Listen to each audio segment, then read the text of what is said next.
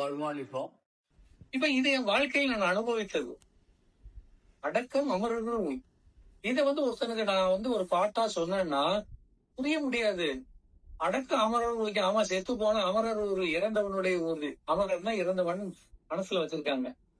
அப்ப ஒருத்தர் செத்து போனா இறந்தவன் கும்பல தானே போவாங்க இல்லையா?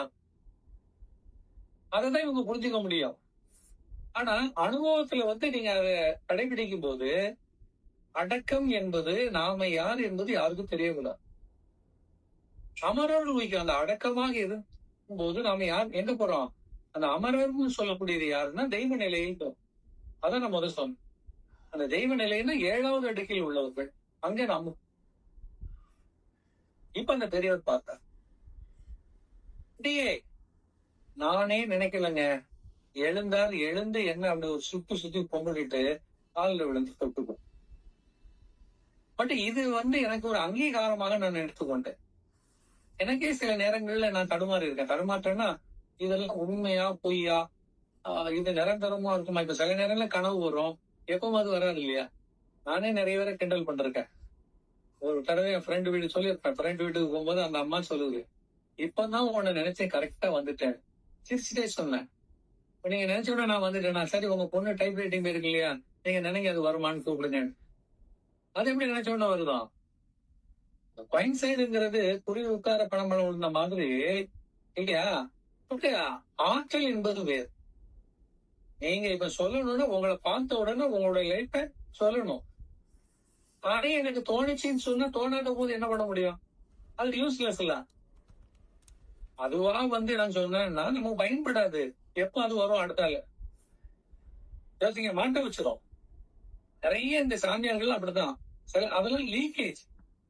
அந்த அறிவு விருத்தியாகி வரும்போது தண்ணி நிறைஞ்சுன்னா வழியும் இல்லையா? அந்த மாதிரி சிக்கல். அது ஆற்றல் இல்ல. இப்ப அந்த பெரியவர், ஐயோ தாத்தா, என்ன தாத்தா நீங்க என்ன? இல்லப்பா, இங்க உருவத்துக்கு மரியாதை கிடையாது. நம்ம உள்ள என்ன இருக்குதோ அதுக்குதான் மரியாதை. உன் நிலையே வேற. இந்த நிலைக்கு தான் நான் இவ்வளவு காலம் பாடுபடுறேன். ஆனா என் நிலை எப்படி ஆச்சுன்னா நீ சொன்னதான் உண்மை. தப்பிச்சு போய் நான் சாமியாரா என்ன வேஷம் போட்டுக்கிட்டேன்.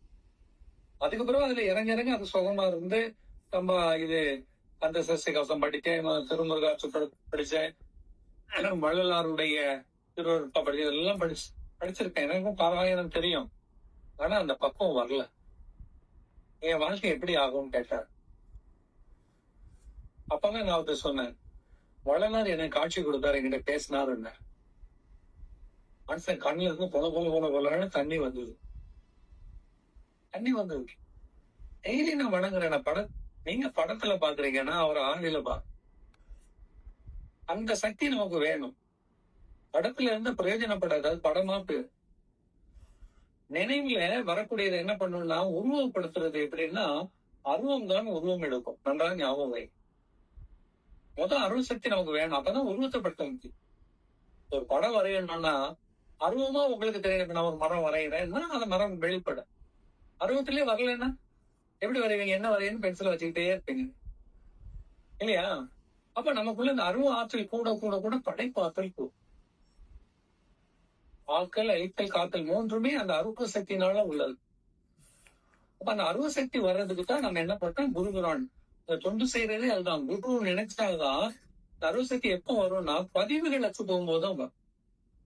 நீங்க ஒரு டிராயர் வச்சிருக்கீங்க, அந்த டிராயர்ல நல்லது வைக்கணும், ஏதாவது வைக்கணும்னா குப்பைகள் எல்லாம் எடுத்துடணும், சுத்தப்படுத்தணும். அதுக்கு இடையில வைக்க முடியாது. அதே போல இந்த மனம் இப்போ கெட்டதோட எது சேர்ந்தாலும் கெட்டதாயிரும். நல்ல ஞாபகம் வச்சிருக்கீங்க. நல்லதோட சேர்ந்தா நல்லதா இல்லையா? கெட்டதோட நல்லது சேர்த்தீங்கன்னா கெட்டது, நல்லதோட கெட்டதை சேர்த்தாலும் கெட்டது. அப்ப நான் ரொம்ப நல்லவன்னு சொல்லிட்டு கொஞ்சம் கெட்டது மட்டும் உள்ள வந்தா நீங்க கெட்டவன் தான். நல்லவனா போக முடியாது. நல்ல ஞாபகம் வச்சுங்க, கெட்டது என்பது கெட்டதுதான், பக்கத்துல வரக்கூடாது. நல்லவனா நல்லவனாகத்தான் இருக்கணும். கெட்டதோட கெட்டது நீங்க லைஃப் லாங் கெட்டது. புரியுதா உங்களுக்கு? அப்போ நீங்க இந்த ஆற்றல் வரும்போது உங்களுக்கு நல்லது கெட்டதுங்கிறதே கிடையாது.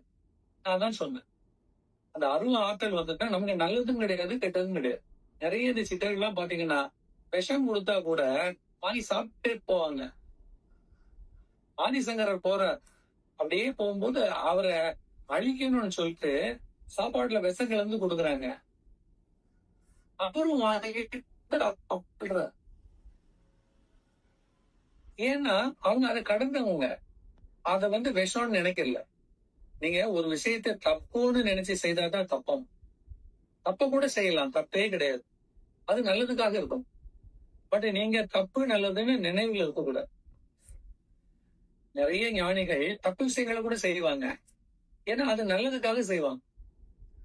தப்புன்னு செய்யறது இல்ல, நல்லதுக்காக செய்வாங்க. அப்ப இவர்கள் முழுமையாக நல்லதாக இருக்கும்போது நல்லதுதான் வரும். இதுக்கு காரணம் என்னன்னா மனப்பதிவு இருக்குது. அந்த மனப்பதிவு தான் ஆசைன்னு சொல்லும். அங்க ஆசையே இருக்காது. வெளியில பாக்குறவங்களுக்கு அது பயங்கரமா ஆசை இருந்த மாதிரி இருக்கும், தேவை இருந்த மாதிரி இருக்கும், தேடுதல் இருந்த மாதிரி இருக்கும். ஆனா அவர்கள் உள்ள அது பதிவு. இப்ப அதைத்தான் நான் ஏற்கனவே சொல்லியிருப்பேன். கொல்வதற்கு பட்டினத்தார் கையில அவங்க அக்கா என்ன கொடுத்தா? விஷம் வைத்த உணவை கொடுத்தாள் இல்லையா? அந்த அப்பத்தை வாங்கின உடனே பார்த்த உடனே அவருக்கு தெரிஞ்சு போச்சு, இதுல விஷம் இருக்கணும். முடியுமா? Can it possible? அவர் கொடுத்து வீட்டுல கூட அப்பத்தை சுட்டுட்டு இனிப்பு இருக்கா உப்பு இருக்கா பாருன்னு சொல்லுவாங்க. தொட்டு சுவைச்சாதான் தெரியும். கண்ணுல பார்த்து சொல்ல முடியாது உணவை தங்கடம். எல்லாருக்கையும் சொல்லலாம். ஆனா சுவை என்பது தொட்டாதான் தெரியும். விஷம் என்பது சுவை கலந்தது. அப்ப அதை தொட்டு பார்த்தா தான் தெரியும். இவங்க தொடவே இல்ல, கையில வாங்கினோடனே தெரியுது விஷம். எவ்வளவு பெரிய ஆற்றல்! இந்த ஆற்றல்ல நமக்கு வேணும். வாழ்க்கையில இதுதான் வேணும். நல்லது கெட்டதை தாண்டி நாம இருக்க கத்துக்கணும். ஆமா, அது ஏன் முடியாது?